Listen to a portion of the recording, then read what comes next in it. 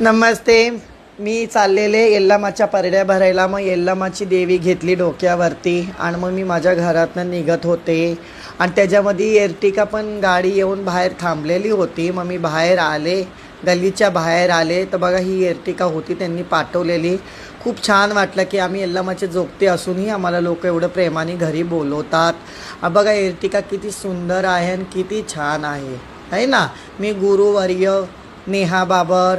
मग मी अंधेरीला पोचले आणि मी उतरत होते यल्लामाची देवी घेऊन. मग त्या लोकांनी वाजवायचं असे हलगी बिलगी असं काय काय बोलवलेलं होतं.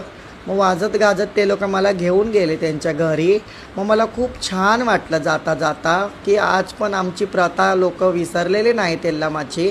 यल्लामाचा उधं करतातच ते लोक. मग त्यांनी मला घरी नेत होते. आपण पण जोगच्या लोकांना बोलू शकता आहे आणि असा देवदेव तुम्ही तुमच्या घरी करू शकता. मग तिने माझी नजर काढली, घास मुटका उतरवला देवाच्या अंगावरतून आणि फुलं टाकली आणि पायघड्या साडीच्या टाकून त्यांनी वाजत गाजत देवीला घरामध्ये घेतली. पण खूप छान वाटलं की आमच्यामध्ये यल्लामा देवीची पूजा अशी करतात. तुमच्याकडे कशी करतात कमेंट बॉक्समध्ये सांगा. आणि तुमच्या इथंही यल्लामाचे जोगते असले तर त्यांना गुरु, नानी, आई, देवाची आई आणि जोगती बोलून त्यांना प्रेम करा, गुरु म्हणून प्रेम करा.